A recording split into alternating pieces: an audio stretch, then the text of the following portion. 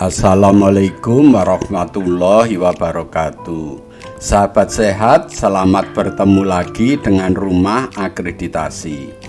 Rumah Akreditasi adalah rumah tempat kita belajar, bertanya, dan berdiskusi masalah akreditasi.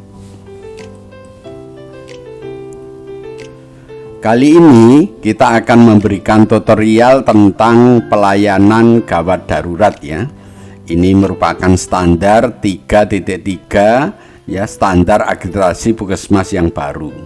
Tutorial ini akan dipandu oleh Dr. Yanto, surveyor FKTP. Baik, kita pahami dulu tentang standar 3.3 tentang pelayanan gawat darurat. Pelayanan gawat darurat itu dilaksanakan dengan segera ya, sebagai prioritas pelayanan. Jadi seperti yang kita ketahui, kalau ada pasien-pasien yang gawat ya, itu harus segera dilayani ya, agar mereka segera mendapatkan pertolongan ya. Tersedia pelayanan gawat darurat yang dilakukan sesuai dengan kebutuhan darurat, mendesak dan segera ya. Jadi ini diharapkan ya Bapak Ibu yang ada di Fasyankes itu untuk menyediakan pelayanan gawat darurat agar bisa melayani ya pasien-pasien yang dalam kondisi gawat darurat. Baik, kita lihat sekarang kriteria 3.3.1 ya. Prosedur penanganan pasien gawat darurat ya, itu disusun berdasarkan panduan praktek klinis ya, untuk penanganan pasien gawat darurat dengan referensi yang dapat dipertanggungjawabkan. Jadi Bapak Ibu yang ada di puskesmas ya, hendaknya kalau membuat SOP tentang penanganan pasien gawat darurat itu menggunakan ini ya, panduan praktek klinis ya. Ini Bapak Ibu bisa download ya, panduan praktek klinis ini ya. Ya, ini yang Bapak Ibu gunakan untuk membuat SOP tentang prosedur penanganan pasien gawat darurat.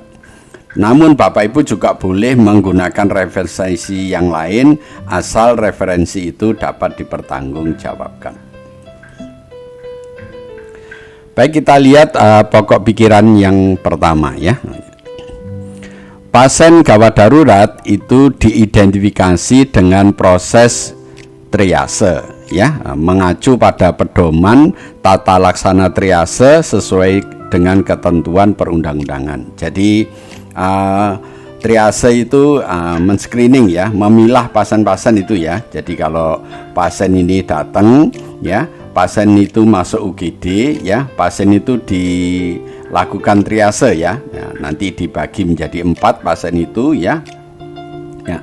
Pasien yang emergency ya, jadi ini pasien yang gawat darurat itu nanti diberi kode merah ya, dimasukkan dalam ruang tersendiri yang dengan peralatan yang lengkap, itu nanti diberi kode merah ya. Kemudian pasien yang urgensi yang gawat aja, yaitu diberi pasien yang yang berwarna kuning. Kemudian untuk pasien yang tidak gawat darurat itu diberi warna hijau, sedangkan pasien yang meninggal itu diberi warna hitam. Nah, jadi ini proses triase seperti ini. Jadi sekali lagi, kalau Bapak Ibu bertugas di UGD, maka pasien itu begitu datang itu langsung dikelompokkan atau langsung dipilah ya, itu yang disebut triase ya, menjadi 4 kelompok ya. Kelompok yang gawat darurat ya, warna merah, kelompok yang gawat itu warna kuning, kelompok yang tidak gawat warna hijau, dan kelompok pasien yang sudah meninggal itu nanti diberi kode hitam. Nah, ini termasuk salah satu konsep triase ya. Bapak Ibu sekalian, yani triase adalah suatu sistem seleksi ya, jadi menyeleksi penderita sesuai dengan kegawat darutannya ya, sehingga penderita ya itu dijamin untuk mendapatkan prioritas ya, pelayanan gawat darurat dengan cepat. Jadi intinya pasien yang datang ke UGD itu perlu diseleksi ya. Nah, seleksinya itu tadi sudah disebutkan, itu akan diberi 4 warna ya. Jadi warna merah, kemudian warna kuning, warna hijau, dan warna hitam. Nah, ini akan kami berikan beberapa contoh bagaimana cara melaksanakan triase di UGD ya, sehingga pasien itu dikelompokkan ya, diseleksi menjadi kelompok yang merah, kelompok yang kuning, dan kelompok yang hijau ya.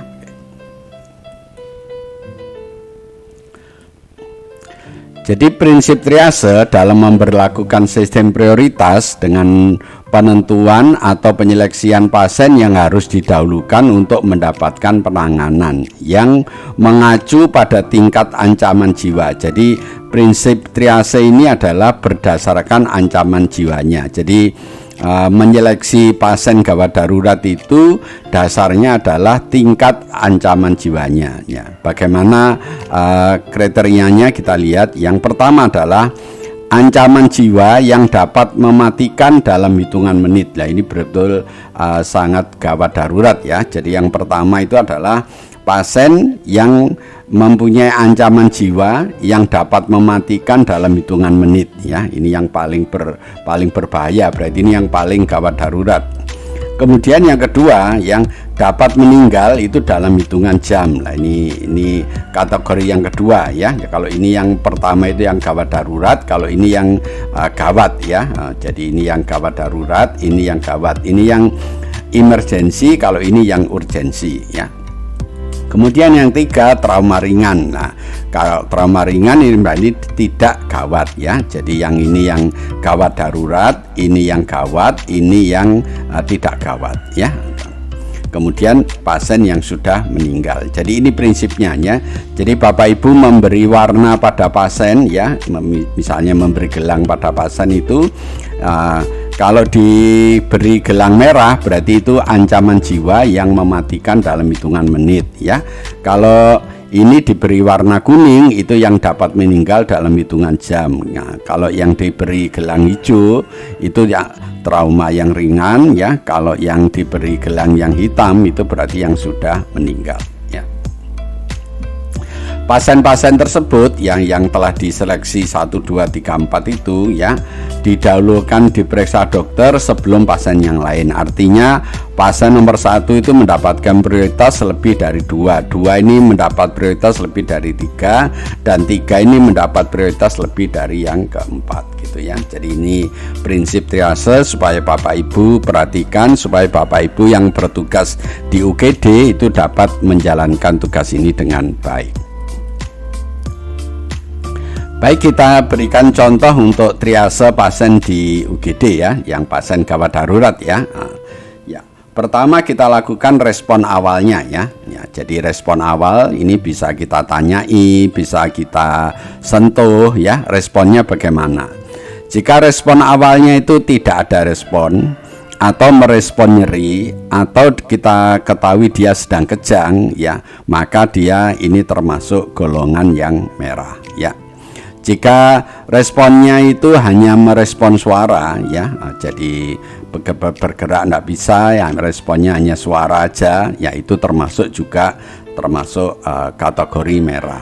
Jika respon awalnya itu kondisinya sadar, ditanyai bisa menjawab ya, kemudian tapi kondisinya ya keadaan umumnya lemah, berarti ini kita kategorikan yang warna kuning. Sedangkan kalau respon awalnya itu kondisi pasiennya dalam keadaan sadar ya, jadi keadaan umumnya baik ya, ini kita beri gelang yang atau kelompok yang warnanya hijau ya. Itu respon awalnya. Kemudian kita lihat jalan nafasnya. Kalau jalan nafasnya itu ada obstruksi, ada pembuntuan, itu berarti termasuk golongan yang merah. Kemudian kalau pasiennya itu jalan nafasnya itu ada ancaman obstruksi, jadi kadang buka, kadang nutup gitu ya. Nah, itu berarti itu juga masih termasuk golongan yang merah. Kemudian kalau jalan nafasnya itu bebas, itu nanti kita masukkan golongan yang kuning, kemudian yang bebas gini. Jadi maksudnya antara yang kuning dan hijau ini kan sama bebasnya, tetapi ini nanti dibandingkan dengan kondisi-kondisi yang lain ya. Kemudian kita lihat pernapasannya. Kalau pernapasannya itu henti napas ya, atau sesak napas berat, atau RR-nya itu kurang dari 10 kali per menit, atau RR-nya itu lebih 32 kali per menit ya, atau ada stenosis, nah ini berarti ya ada di kelompok ini ya. Kemudian kalau pernapasannya itu ada sesak napas, kemudian RR-nya itu lebih dari 32 kali per menit, ya ini nanti termasuk golongan yang kedua ya. Kemudian pernapasannya, jika napasnya sesak, kemudian RR-nya normal, dia kita kelompokkan yang kuning. Jika pernapasannya normal, ya kita kelompokkan dia golongan yang hijau. Ya, mari kita lihat seleksi yang lainnya. Ya, berikutnya kita lihat di slide berikutnya. Baik, kita lihat sekarang sirkulasinya, ya. Sirkulasinya ya, kalau ada henti jantung ya, ada nadi yang lemah, akralnya dingin ya, kemudian pengisian kapiler itu lebih dari 2 detik ya, itu berarti ini masuk yang ke sini ya. Nah, kemudian jika sirkulasinya nadinya itu irreguler, tidak teratur, itu masuk golongan yang kedua. Kemudian kalau kita lihat nadinya kuat ya, ini juga kita masukkan ke golongan yang kuning. Begitu juga yang hijau, itu nadinya kuat. Jadi nadi untuk yang golongan kuning dan golongan yang hijau ini sama ya. Nah, kemudian setelah itu ya, maka kita tentukan ya. Jadi yang golongan 1 itu pasien yang perlu resusitasi, kemudian yang golongan 2 ini pasien yang perlu emergensi ya. Jadi ini dalam keadaan emergensi. Kemudian yang ini adalah pasien yang urgensi, kemudian ini adalah pasien yang non urgensi. Jadi kita dengan triase pasien ini membagi pasien menjadi 4 ya. Pasien yang perlu resusitasi, pasien yang gawat darurat, kemudian yang kuning ini pasien yang gawat, kemudian yang hijau ini pasien normal. Jadi caranya nanti seperti tadi, jadi dilihat respon awalnya, kemudian dilihat jalan nafasnya, kemudian dilihat sirkulasinya, kemudian kita tentukan dia termasuk golongan yang mana ya. Untuk lebih jelasnya kita lihat slide berikutnya ya. Ya, baik Bapak Ibu ya, ini adalah cara yang lain untuk melakukan triase ya. Ini menggunakan algoritma ya. Jadi kita tentukan ya, pasien itu perlu tindakan life saving atau tidak ya, nanti jawabannya iya atau tidak ya. Kemudian kita lihat risiko tinggi atau tidak, sedang kebingungan atau letargis atau desorientasi ya, iya atau tidak. Kemudian nyeri dan atau disturbiat, ya atau tidak. Kemudian kita lihat berapa jenis sumber daya IGD yang dibutuhkan ya.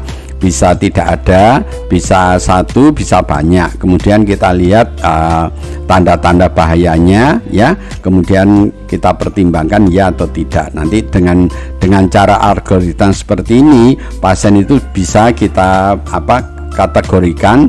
Yang perlu resusitasi ya, kita beri warna biru. Kemudian yang emergency kita beri warna merah, kemudian yang urgent kita beri warna kuning, yang non urgent ya kita beri warna hijau ya. Kemudian yang putih ini berarti tidak emergency ya. Oke. Baik, kita berikan contoh supaya Bapak Ibu ada pemahaman yang lebih baik ya. Jadi ini tentang algoritma triase ya. Yang pertama adalah pasien itu kita lihat ya. Pasien itu setelah kita periksa, pasien ini perlu tindakan life saving atau tidak, atau pasien ini perlu resusitasi segera atau tidak. Nah, ini kita tentukan dulu iya atau tidak ya. Kalau iya, jadi artinya pasien itu perlu tindakan life saving, perlu resusitasi segera, berarti dia dikelompokkan 1 ya. Dia 1 berarti perlu resusitasi ya, ini ya. Jadi kita kelompokkan 1, yaitu ini kelompok yang perlu resusitasi yang berwarna biru. Jika pasien itu tidak perlu life saving, tidak perlu resusitasi ya, jadi jawabnya tidak. Kita lihat kondisinya yang lain ya. Apakah dia termasuk risiko tinggi atau tidak? apakah pasiennya itu sedang kebingungan, sedang letargis ya, sedang ngantuk-ngantuk, lemah gitu ya, atau sedang disorientasi yang tidak tahu arah, tidak tahu jam ya, tidak bisa mengenal satu dengan yang lain, atau sedang merasakan nyeri atau distress yang berat ya. Ini kita tentukan lagi ya. Nah, kondisi ini kita tentukan jawabannya bisa iya atau tidak ya. Kalau jawabannya iya, artinya iya itu dia risiko tinggi, kebingungan, ada nyeri, berarti dia masuk ke golongan emergensi yang merah ya. Jadi pasien ini masuk gitu. Namun jika jawabannya tidak ya, jika jawaban tidak, maka kita lihat situasi berikutnya ya. Kita lihat berikutnya ya. Kita lihat beberapa jenis sumber daya UGD yang dibutuhkan. Jadi alat-alatnya ya, atau tenaganya yang kita dibutuhkan ini bagaimana ya. Jika tidak ada, artinya tidak butuh sumber daya UGD ya, berarti pasien ini ya kita tentukan nomor 5, artinya dia tidak emergensi ya. Jika sumber daya UGD yang diperlukan ini 1 ya, maka kita tentukan pasien ini adalah yang non urgent, artinya ini tidak gawat darurat ya. Jika sumber daya UGD yang dibutuhkan itu banyak ya, nah kalau jawabannya ya, berarti ini kita lihat dulu ada tanda bahaya atau tidak. Jadi tanda bahaya nanti bisa dilihat umurnya, bisa dilihat HR-nya, bisa dilihat RR-nya, bisa dilihat suhunya, dan bisa dilihat oksigennya ya, saturasi oksigennya ya. Nah, berdasarkan tanda bahaya, kalau tanda bahaya ini ya ada, berarti kita perlu menaikkan level, berarti levelnya menjadi level 3. Tapi jika tanda bahaya itu tidak ada, maka pasien itu dikelompokkan menjadi 3. Inilah ya, ini berarti kelompok yang urgent. Nanti Bapak Ibu bisa mempelajari lagi. Jadi sekali lagi kita jelaskan, kalau pasien itu kita periksa ya perlu resusitasi dengan segera, kita kelompokkan 1 yang warna biru. Jika tidak, kita lihat risiko-risikonya ya. Jika risiko-risiko tinggi itu ada, kita masukkan kelompok 2. Jika tidak ada, kita lihat ya sumber daya UGD yang dibutuhkan ya.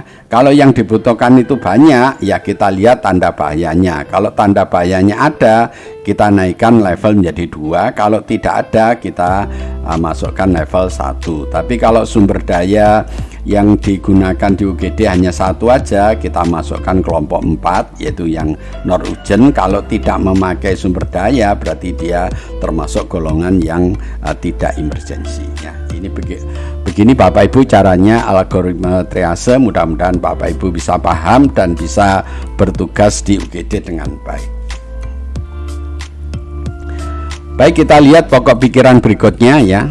Ya, sebelum dirujuk ya pasien harus distabilkan terlebih dahulu. Ini perlu untuk Bapak Ibu ya, yang kalau di puskesmasnya tidak mampu merawat, berarti pasien itu harus dirujuk. Ingat, kalau pasien itu perlu dirujuk, perlu distabilkan dahulu, yaitu bila tidak tersedia pelayanan di puskesmas untuk memenuhi kebutuhan pasien dengan kondisi emergensi, dan pasien memerlukan rujukan ke fasilitas kesehatan yang mempunyai kemampuan yang lebih tinggi. Jangan lupa Bapak Ibu, kalau mau merujuk ya, fasilitas yang mau dituju itu perlu dihubungi dulu, apakah ya tenaganya siap, dokternya siap, ya kamarnya siap. Nah, kalau semuanya sudah siap, baru pasien itu dirujuk dengan distabilkan terlebih dahulu.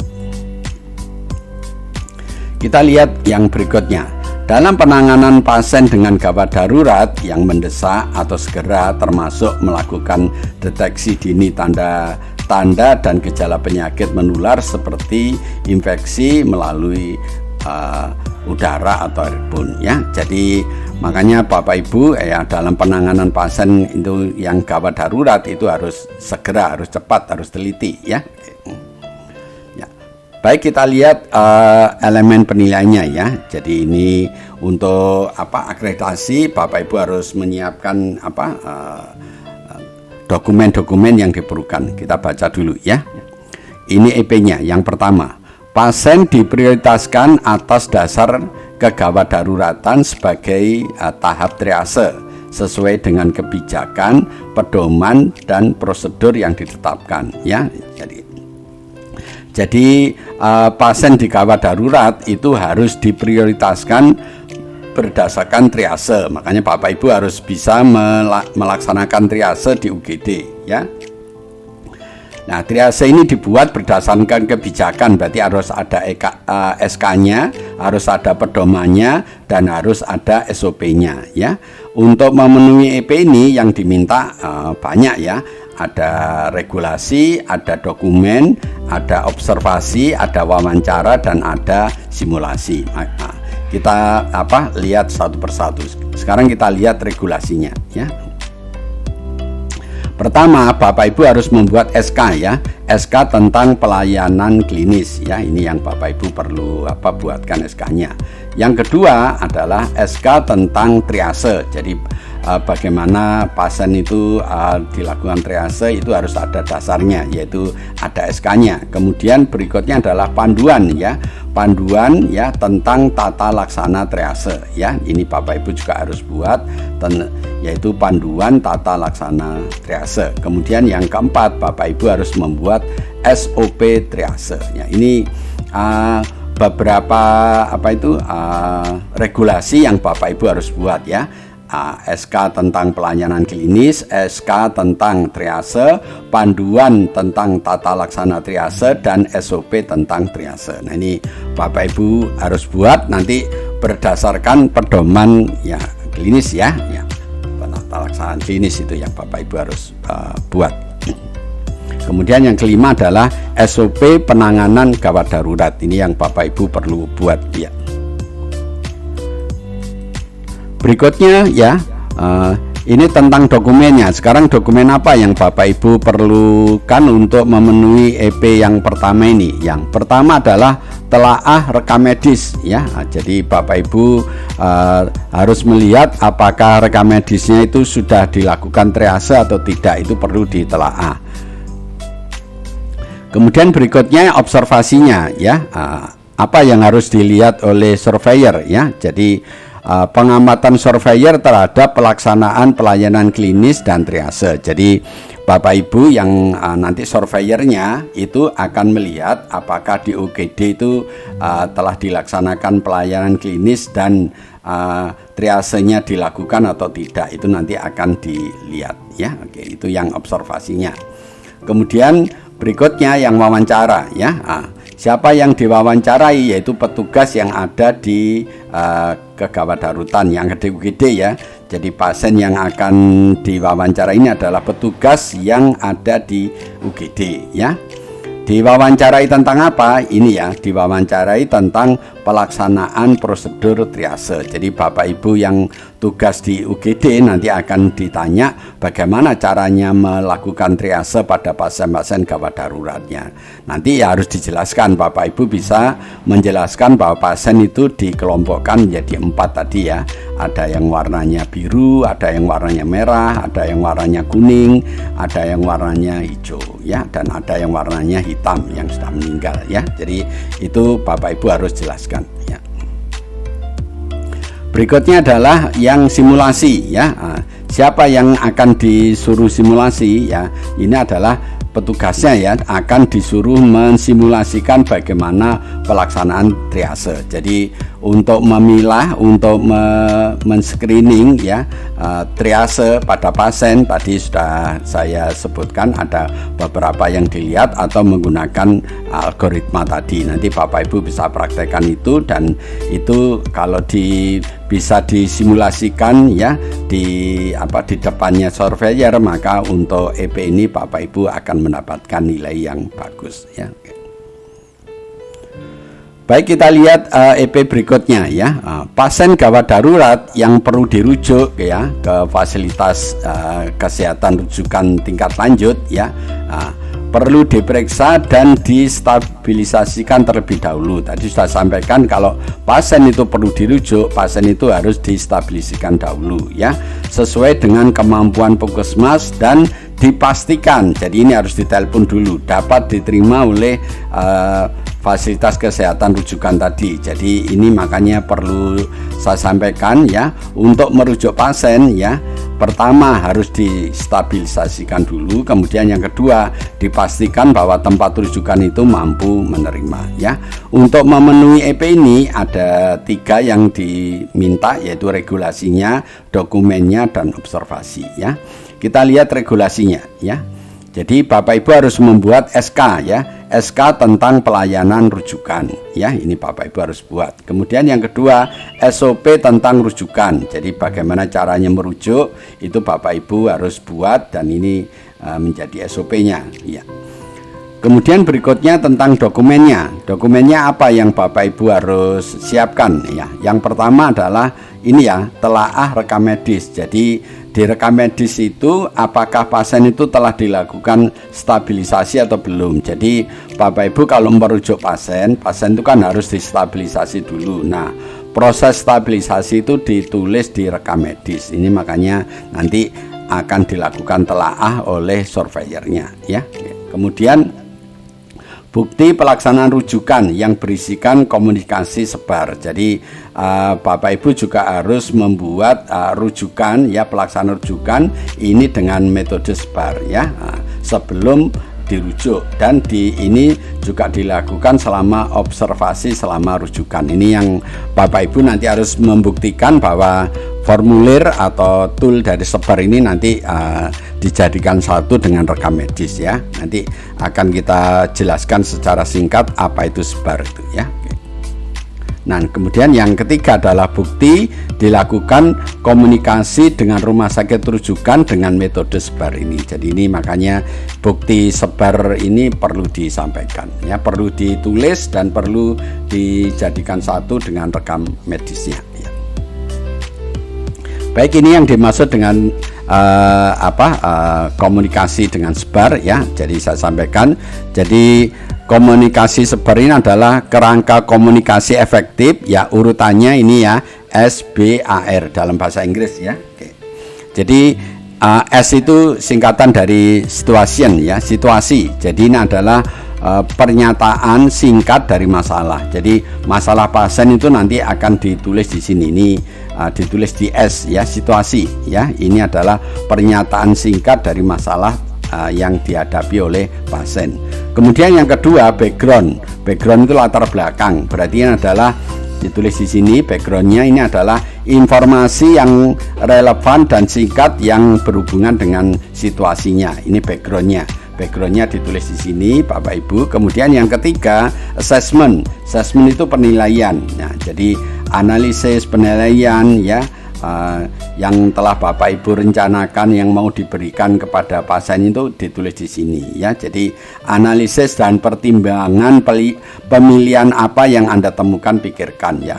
Misalnya dia dirujuk itu kenapa bisa dituliskan ke sini. Kemudian yang keempat adalah R itu recommendation atau rekomendasi adalah tindakan yang diminta, disarankan ya, apa ya atau yang Anda inginkan. Jadi nanti ini tindakan-tindakan yang direkomendasikan itu ditulis di sini. Jadi ini Bapak Ibu harus mempunyai format ini. Jadi nanti sebarnya ditulis di sini, uraian ditulis seperti ini. Nah, ini yang dimaksud dengan komunikasi sebar, Bapak Ibu harus tulis ya. Oke. Berikutnya untuk EP berikutnya ya, yang observasi ya, Bapak Ibu ya, nanti surveinya ya akan melakukan pengamatan terhadap proses penanganan pasien rujukan ya, apakah dilakukan stabilisasi atau belum, dan apakah dilakukan komunikasi sebelum rujukan. Jadi nanti kalau pas saat itu surveyornya melihat ada pasien yang dirujuk, maka surveyornya itu akan melihat ya, apakah pasien itu sudah dilakukan stabilisasi belum ya, kemudian apakah dalam proses rujukan itu telah dilakukan komunikasi efektif dengan menggunakan sebar atau tidak ya. Itu nanti akan dilihat oleh surveyor. Ini yang dimaksud dengan observasi ya. Kita lihat slide berikutnya ya. Terima kasih telah menonton video ini. Jika video ini Bapak Ibu anggap baik, tolong kami diberi like ya, dan Bapak Ibu jangan lupa untuk subscribe ya, agar Bapak Ibu tidak ketinggalan kalau kami upload video-video yang baru. Dan kalau ada sesuatu yang kurang jelas, tolong Bapak Ibu menulis di komen ya, di komennya YouTube. Dan kalau Bapak Ibu ingin dibuatkan materi sesuai yang diinginkan, tolong ditulis di komen. Kemudian yang terakhir, tolong bantu kami untuk share video ini kepada saudara kita yang lain, pada teman-teman kita yang lain, agar teman dan saudara kita itu dapat ikut menerima manfaat dari video ini. Lebih dan kurangnya kami mohon maaf. Mari kita akhiri tutorial kali ini dengan baca hamdalah. Alhamdulillahirobbil alamin. Wassalamualaikum warahmatullahi wabarakatuh.